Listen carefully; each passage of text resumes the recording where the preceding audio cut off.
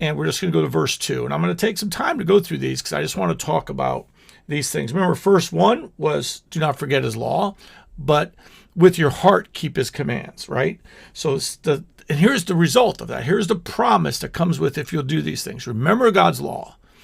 Those who don't think we're under law don't understand. You're not under law for righteousness' sake, but there's still law because God's a lawgiver. Now, what supersedes the law is love. Because if you're actually in love, then you can't violate the law. Because all law is to deal with the fact that we don't love each other and we're not doing what's right by those around us. Okay, that's basically law. Speeding, murder, all these things are law. Okay, so, but if we actually love each other, then we supersede that because love is always thinking of the other person. Imagine if the whole world was thinking of the persons in their lives, their community, how they were doing, and they were all doing their best to bring about the best. No law could supersede that. We have laws because people violate boundaries, and so they created laws. All right, so now here's the promise. If you do these things, do verse 1. It says, for length of days and long life and peace they will add to you. You can trouble your own soul by violating verse 1.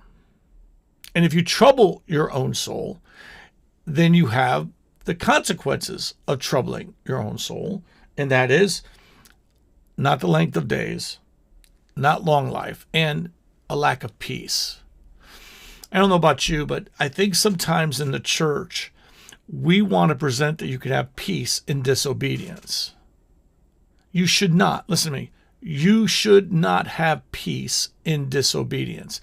That's a mind that has become callous towards the promptings of God, callous towards the heart of God, and has become hardened and doesn't think about what it's doing is wrong. You want unrest. I really want this. I want you to understand this. If I sin, I want unrest. I want God to stir me and bring me back and draw me back in. I don't want God to go, everything's fine, which he doesn't. But the church sometimes have a problem with the consequences of sin, the consequences. And we try to minimize this because we think that love means that there's no consequences for sin. That's not love. Okay? That's not love. Love is loving somebody. Regardless of what they do, I still choose to love you. But it doesn't mean I don't confront. It doesn't mean, if I really love you, I often say this to someone. If you're a non-believer and I'm a believer, and I don't tell you you need Jesus, we're having a conversation, and I don't tell you you need Jesus, but I profess to know Jesus as my Lord and Savior, and that I'm a minister of the gospel, but I don't talk to you about knowing Jesus, then I'm a hypocrite and I don't really love you. Because if I really love you, I want to share Jesus with you. I might not have an argument with you about it, but I want to share Jesus with you. I might want to share it in a way of displaying his love and all that. But if I don't, then I'm the hypocrite. Okay? Because to truly love someone is to tell them the truth. Look, here's a little pocket knife my father-in-law gave me. Okay, here's a little pocket knife. It sits on my desk.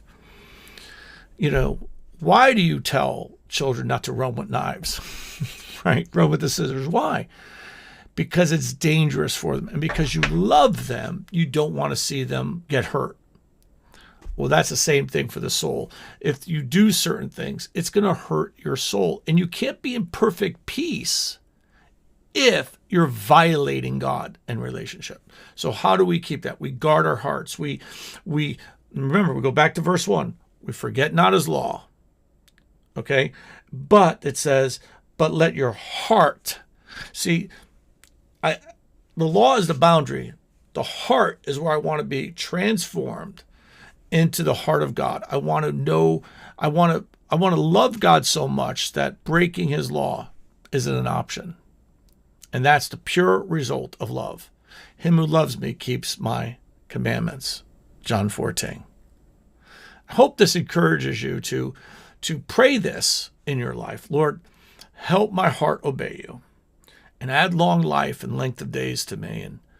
And it will be life to my bones, strength to my flesh and bones, Lord, and keep me in your perfect peace.